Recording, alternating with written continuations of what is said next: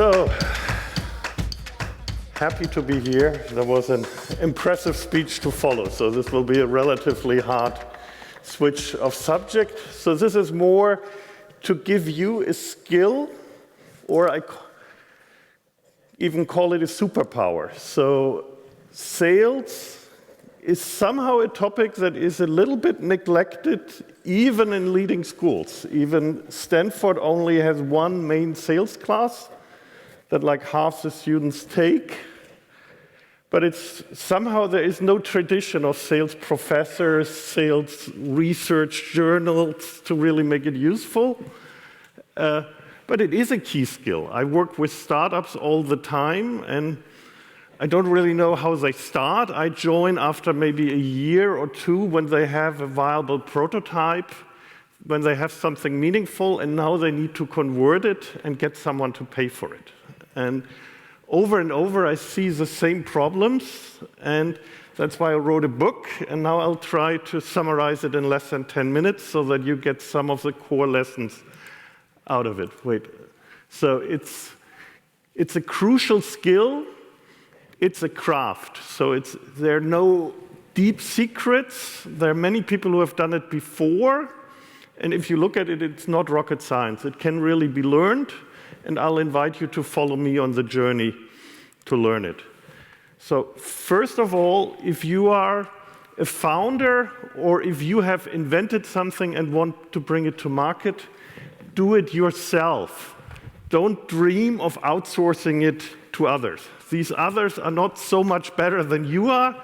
You need to do this personally and get out there and do it, because also only you can do the transmission back from the target customer into your laboratory. I work often with academics, and they are comfortable in the lab.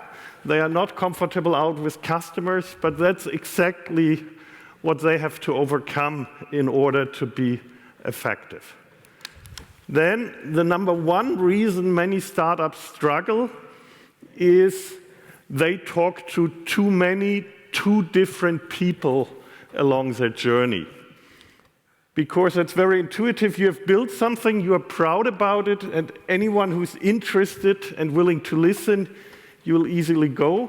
But that's not very helpful. If you talk to very different people and institutions, you get a lot of noise sprinkled over your feedback. So the signal you are looking for, that you are clearly solving a specific problem for a specific group of people, gets lost in transmission. Even more so, the second, more enjoyable phase of startup life, this magic scaling, is also helped if you have very similar types of customers, because you are looking for this one product that fits many similar people and can be sold with a similar sales approach.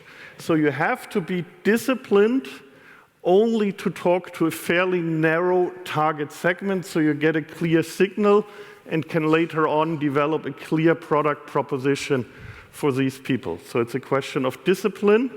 It doesn't need to be, you will not have perfect knowledge which segment is right, but you should always have a working hypothesis, and you should be in a more scientific approach. Having a hypothesis, following it with discipline, and either falsifying or verifying it with tests and with your experiences.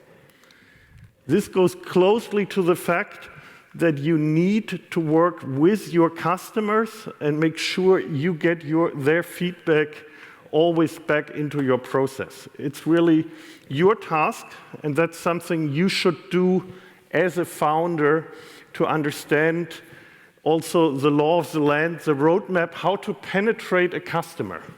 Typically, if you have a corporate customer, it's not one person, it may be 3, 4, 5 human brains that will, in the end, take the decision. Then it's your role to understand this decision-making unit, to understand the typical roles, because that's what you translate into a sales manual that you later give to your team, and also the specifics of the company right in front of you.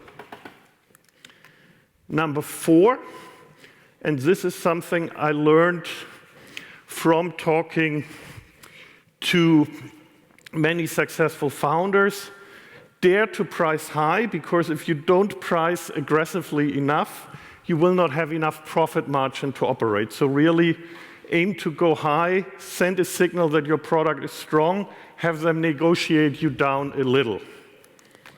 Number 5, many companies get lost with pilot customers, with free work they do for pilots, with lots of exceptions they do for customers. Be careful with pilot customers, because again, they need to fit the pattern of your future targets, and you need to be robust in doing your contracts, ideally having contracts that have a direct transmission into your future work. Is this clock accurate? Okay. That's a fast one. 10 minutes feels short on this stage. So key point is your sales process always needs to be adapted. It's always work in progress. You need to run experiments. You need to be able to adjust. Nowadays, AI changes a lot.